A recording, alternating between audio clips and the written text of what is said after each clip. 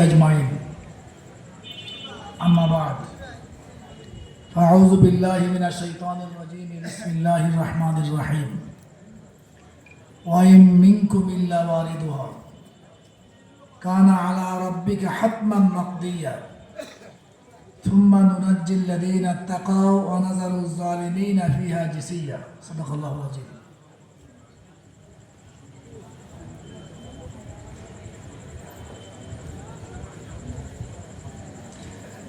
পাইথালি যুব সমাজ ও মুসল্লিদের উদ্যোগে আয়োজিত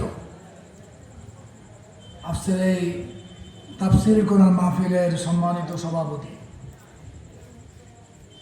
বিশিষ্ট ব্যক্তিত্ব সমাজসেবক জনাব আলহাজ শেখ গোলাম মোর্তাজা মিন্টু ভাই আজকে সভাপতি প্রদান করছেন।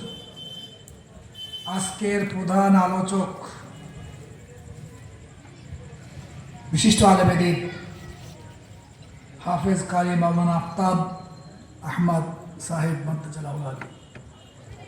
আজকের প্রধান অতিথি ছিলেন আগরদাড়ি কামিল মাদ্রাসার সম্মানিত মুহাদ্দিস বিশিষ্ট আলেম দ্বীন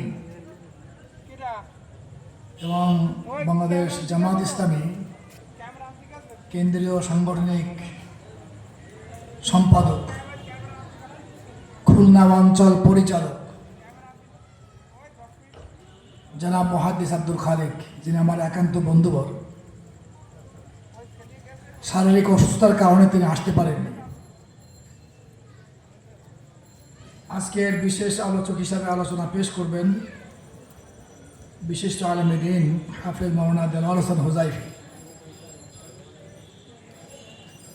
অনেক ওলামা একরাম, আমার অনেক শ্রদ্ধার মুরব্বান একরাম, সমবয়স্ক বয়কনিষ্ঠ দিনী ভাইরা, পদ্মার আলে মা ও বোনেরা, আসসালামু আলাইকুম ওয়া রাহমাতুল্লাহি ওয়া বারাকাতুহু।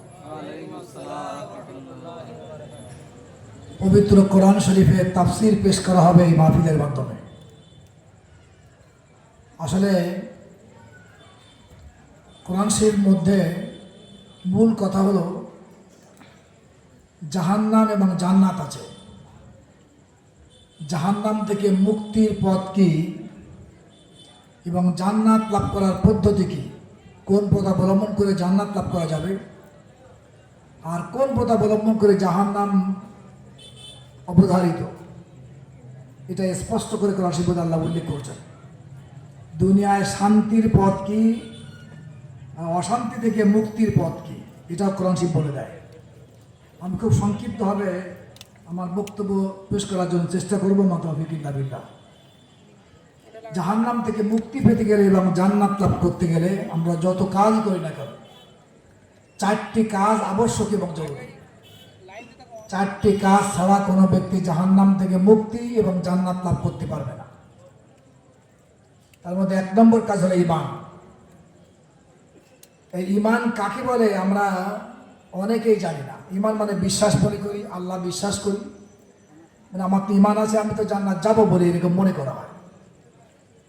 আসলে যদি আল্লাহকে বিশ্বাস করলে ঈমান হয় তাহলে ইবলিস ঈমানদার বলে গণ্য। আপনি দেখেন পবিত্র কোরআন শরীফে আল্লাহ উল্লেখ করছেন যে আল্লাহ বলছেন যে আদমকে সৃষ্টি করার পরে সকল ফেরেশতাকে আল্লাহ তাআলা নির্দেশ দিলেন যে হে ফেরেশতা মণ্ডলী, তোমরা আদমকে সিজদা করো। ওয়াইজ কুলনা লিল মালাইকাতি ইসজুদু লি আদম। এই নির্দেশ পাওয়ার পরে সকল ফেরেশতা আদমকে সিজদা করো, ফাসাজাদু ইল্লা ইবলিস, কিন্তু ইবলিস সিজদা করেনি। আল্লাহ তাকে আত্মপক্ষ সমর্থন করার জন্য জিজ্ঞেস করলেন, ইয়া ইবলিস মা মানাআকা আল্লাহ তাসজুদা ইযা আমারতুক, আমি আল্লাহ তোকে আদমকে সিজদা করার নির্দেশ দিলাম, তোকে সিজদা করতে বাধা দিল কিসে, সিজদা করলি নি কেন? ইবলিস সেখানে একথা বলে যে আল্লাহ তোমাকে মানি না, বরং ইবলিস সেখানে বলছে আল্লাহ সিজদা যে করে তার মর্যাদা নিচে হয়, যাকে সিজদা করা তার মর্যাদা অনেক উর্ধে হয়। তাহলে আমি আদমের চেয়ে নিম্ন স্তরের, কিন্তু আসলে তো ব্যাপারটা তা না। আনা খায়রুম মিনহু, আমি আদমের চেয়ে অনেক গুণে শ্রেষ্ঠত্ব আমার আছে। কেন? সে যুক্তি পেশ করছে। খলাকতানি মিন নার ওয়া খলাকতাহু মিন তিন। আল্লাহ, তোমাকে স্রষ্টা বলে স্বীকার করি। তুমি আমাকে সৃষ্টি করেছো আগুন থেকে, আদমকেও তুমি সৃষ্টি করেছো, তাকে সৃষ্টি করেছো মাটি থেকে। আগুনের মধ্যে আলো আছে, আগুন ঊর্ধ্বগামী, আগুন তার মধ্যে এমন দায়িকা শক্তি আসে, জ্বালাই পড়ায় সারখার করে দেওয়া যায়। মাটির মধ্যে আলো নেই, মাটি অন্ধকার, মাটি নিম্নগামী, মাটির মধ্যে আগুনের মতো জাহিকা শক্তি নেই। অর্থাৎ শ্রেষ্ঠত্ব আমার। যুক্তি বলে বরং আদম আমাকে শ্রদ্ধা করবো, আমি তাকে শ্রদ্ধা করবো কেন? মানে আল্লাহর নির্দেশের বিরুদ্ধে যুক্তি পেশ করেছিল। আল্লাহ সাথে সাথে কোরআন শরীফে আল্লাহ উল্লেখ করেছিলেন এবং বলেছিলেন যে কান আমি তার কাফরিন, ইবলিস কাফেরদের অন্তর্ভুক্ত হয়ে গেল। আল্লাহকে বিশ্বাস করছে, স্বীকার করছে, স্রষ্টা বলে স্বীকার করছে, এরপর আল্লাহ কাফের বলবেন। সম্মাদিনী ভাইরা, এরপরে যে এই ইবলিস আল্লাহ কাছে প্রার্থনা করছে এবং বলছে, কোরআন শরীফে আল্লাহ উল্লেখ করছেন ক্বালা রাব্বি আনজিরনি ইলা ইয়াউমি ইউবআসুন। হে আমার রব, আল্লাহকে রব বলে স্বীকার করছে, তুমি আমাকে ওই দিন পর্যন্ত আমার হায়াত বৃদ্ধি করে দাও, শক্তি সামর্থ্য দাও, যেদিন সারা পৃথিবীর সকল মানুষকে পুনরুত্থান ঘটাবে। কিয়ামত, এই কিয়ামত পর্যন্ত আমার হায়াত বৃদ্ধি করে দাও। আল্লাহ দোয়া তার কবুলও করলেন এবং বলছেন যে ইন্নাকা মিনাল মুনজারিন, যা ইবলিস তোর হায়াতকে বৃদ্ধি করা হলো, শক্তি সামর্থ্য তোকে দেওয়া হলো। সে যদি দোয়া করলে ইমানদার হয় তাহলে ইবলিস ইমানদার হয়। কিয়ামতকে শুধুমাত্র বিশ্বাস করলে ইমানদার হয়, তো ইবলিস ইমানদার।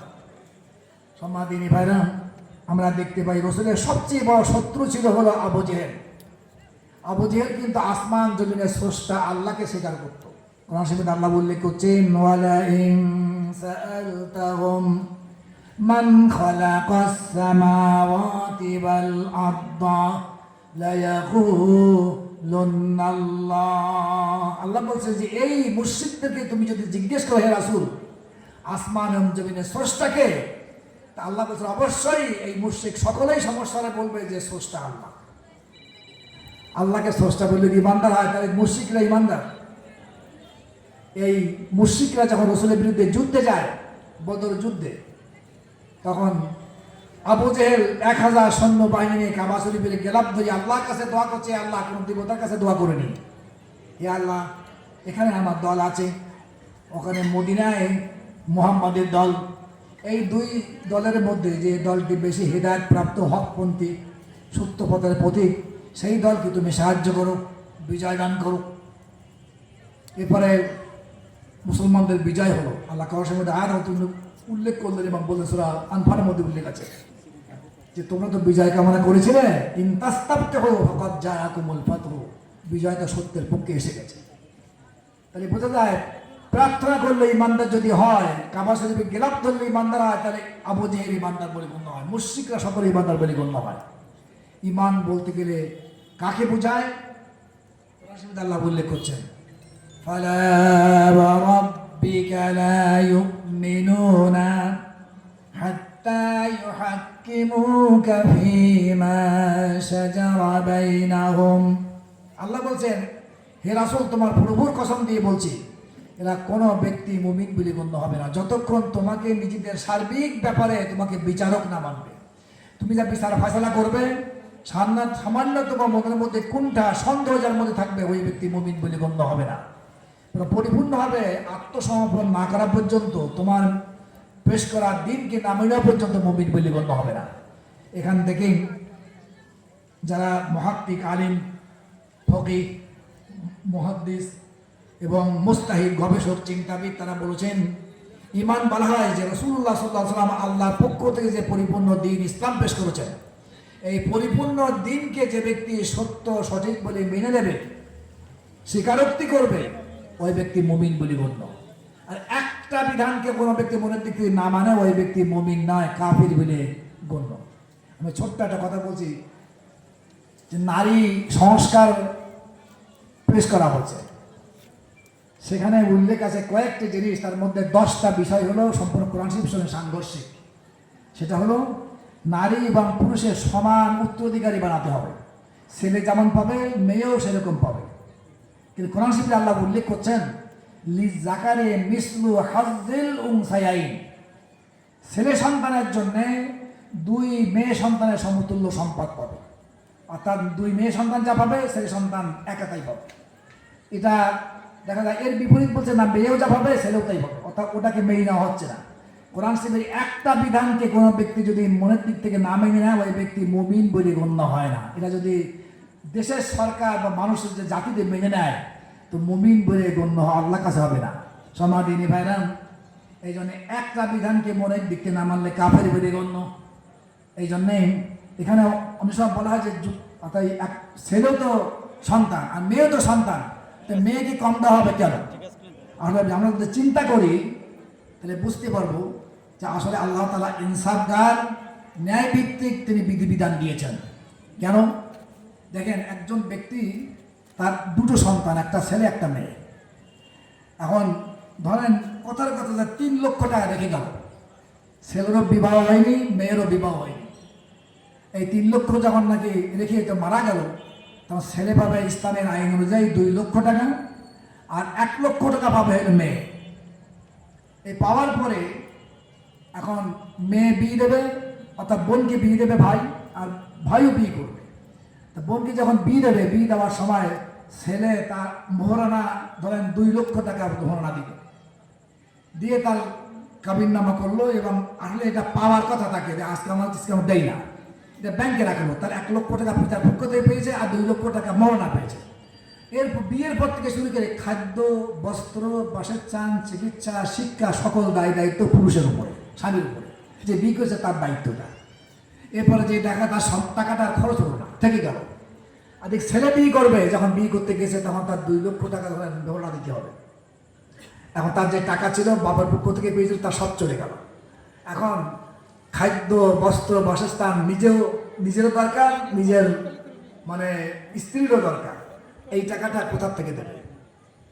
অর্থাৎ তাকে নিশ্চয়ই খাটতে হবে, অথবা কোনো কাজ করতে হবে, কোনো চাকরি করতে হবে, অথবা কোনো জন দিতে হবে, তার থেকে আয় উপার্জন করে সংসার পরিচালনা করতে হবে। কিন্তু মেয়েটাকে থেকে যাচ্ছে, মানে মেয়েকে দায়িত্ব দেওয়া হয়নি, ছেলেকে দায়িত্ব দেওয়া হয়েছে তার খরচ করার জন্য, পরিবার পরিচালনা করার জন্য।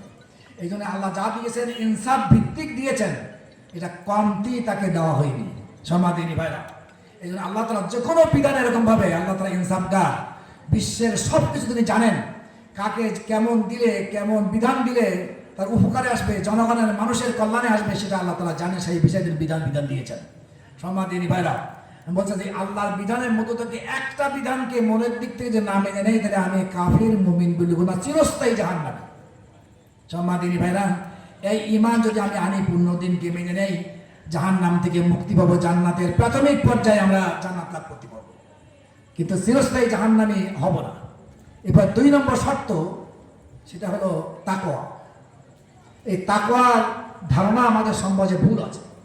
আমরা মনে করি মাথায় যদি একটা পাগড়ি দেওয়া হয়, লম্বা জামা গায়ে দেওয়া হয়, হাতে একটা তাসবিহ থাকে, তাহাজ্জুদ নামাজ পড়ে, তাকে আমরা মনে করি বিরাট পরেশগার ব্যক্তি, মুত্তাকি। কিন্তু আসলে মুত্তাকি কাকে বলে, ছোট্ট একটা ঘটনা আমি উল্লেখ করব। হযরত ওমর ফারুক রাদিয়াল্লাহু তাআলার সময়ে সাধারণ মানুষের মধ্যে তাকওয়া সম্পর্কে ভুল ধারণা সৃষ্টি হচ্ছিল। সে সময়কার জন্য বড় একজন আলিম ছিলেন উবাই বিন কাব, রাসূলের প্রিয় সাহাবী, তিনি হাফেজে কোরআনও ছিলেন। তাকে তিনি জিজ্ঞেস করছেন, হে উবাই বিন কাব, মা হুয়া তাকওয়া, তুমি বলে দাও যে তাকওয়া কাকে বলে। মানে প্রশ্ন উত্তরের মাধ্যমে তিনি মানুষকে জানাবেন যে তাকওয়া কাকে বলে। তখন উবাই বিন কাব বলছেন, খলিফাতুল মুসলিমিন, আমা সালাক্তা তরিকান যাতা শাওকিন, আপনি কি কখনো সরু পথ দিয়ে চলেছেন? যে সরু পথের 2 পাশে কাটা গাছ আছে, বাবলা গাছ আছে, ধরেন এই পথে চলেছেন? তো উনি বলছেন যে হ্যাঁ, না আমি চলেছি।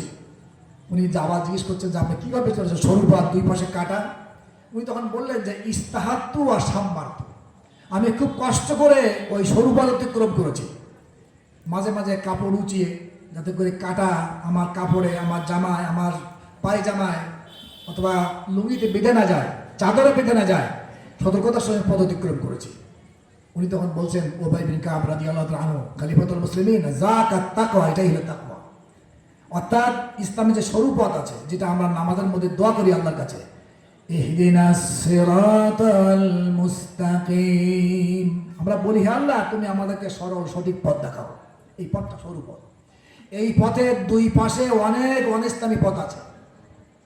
অনিসলামী পথকে কাটা মনে করে ত্যাগ করে এই সরু পথ দিয়ে নামাজ, রোজা, হজ, জাকাত, পারিবারিক জীবন, সামাজিক জীবন, অর্থনীতি, রাজনীতি, দলীয় নীতি, যদি অনিসলামী সকল মত এবং পথকে পরিহার করে সকল ক্ষেত্রে ইসলামের নিয়মিত অনুযায়ী চলি, তাহলে আমি মুত্তাকি বলি গণ্য মৃত্যু পর্যন্ত। তাহলে মুত্তাকি হতে গেলে ইসলাম ভিত্তিক জীবনকে পরিচালনা করতে হবে। এই মুত্তাকি না হলে জাহান্নাম থেকে মুক্তি লাভ করা যাবে না। আল্লাহ তাই বলছেন, তোমাদের মধ্যে এমন কোনো ব্যক্তি নেই যে ব্যক্তি জাহান্নামের উপর দিয়ে অতিক্রম করবে না, ওই সরু পথ পুলসেরাত পার হবে না। এটা আবশ্যক এবং জরুরি।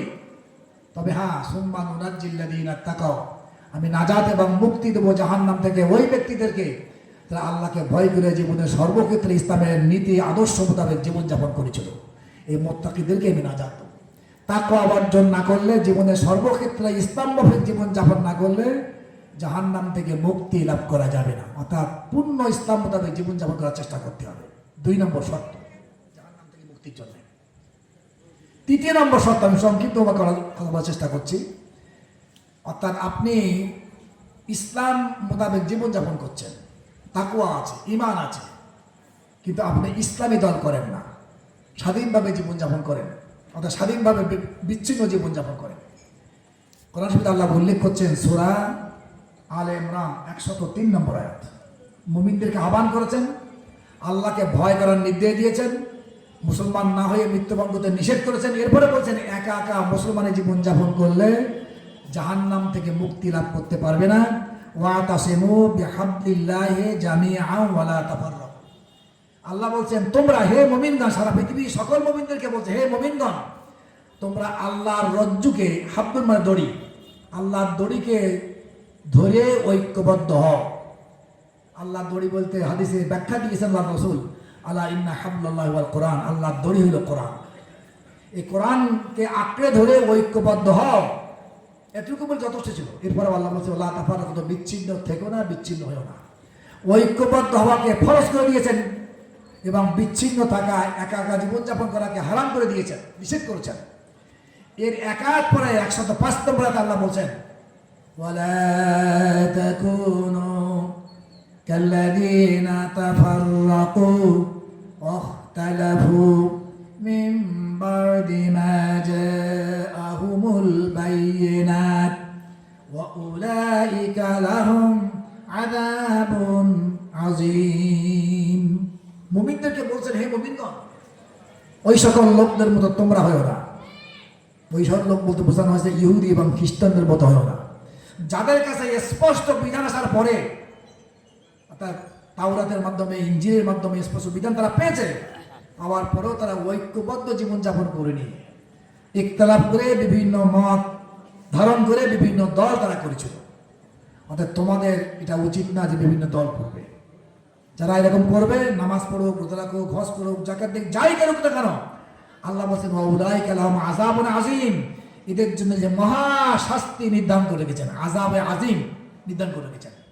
হাদিসের ব্যাখ্যায় বলা হয়েছে, আল্লাহ রাসূল বলেছেন, ক্বালা নবী সাল্লাল্লাহু আলাইহি ওয়াসাল্লাম, ইফতারাকাতুল ইয়াহুদ আলা 71 ফিরকা ওয়াফতারাকাতুন নাসারা আলা 72 ফিরকা وستفترق أمتي على 73 فرقة كلهم في النار إلا واحدة قيل يا رسول الله ما هي قال ما أنا عليه وأصحابي رواه أبو داود أو كما قال عليه الصلاة والسلام। আল্লাহ রাসূল বলেছেন, আমার পূর্বে ইহুদি জাতি ইসরাইল, বর্তমান আল্লাহ রাসূল বলেছেন যে ইহুদি জাতি ইসরাইল 71 দলে বিভক্ত হয়ে গেছিল।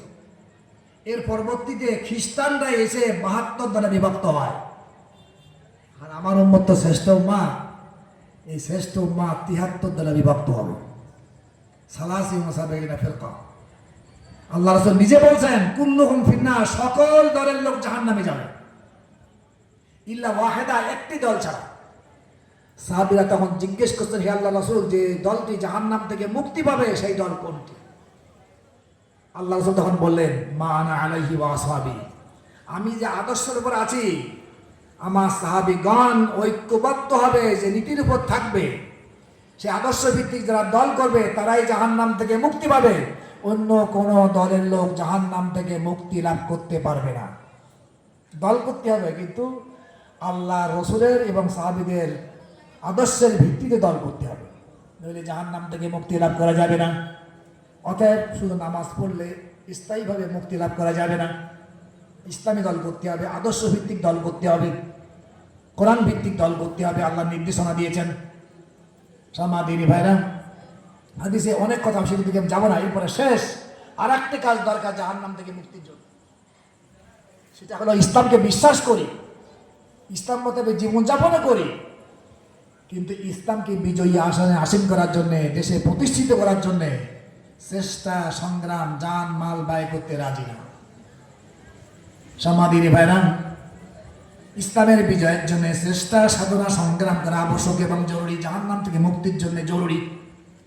আল্লাহ বলছেন সূরা সাফ 28 নম্বর পারা 2 নম্বর রুকু, ইয়া আইয়ুহাল্লাযীনা আমানু হাল আদুল্লুকুম আলা তিজারাতিন তুনজিকুম মিন আযাবিন আলীম। আল্লাহ মুমিনদেরকে আহ্বান করছে, ভাইরা ঈমান এনেছো, আমি কি তোমাদেরকে এমন একটি ব্যবসার কথা বলবো যে ব্যবসা করলে যন্ত্রণাদায়ক শাস্তি থেকে তোমরা মুক্তি পাবে?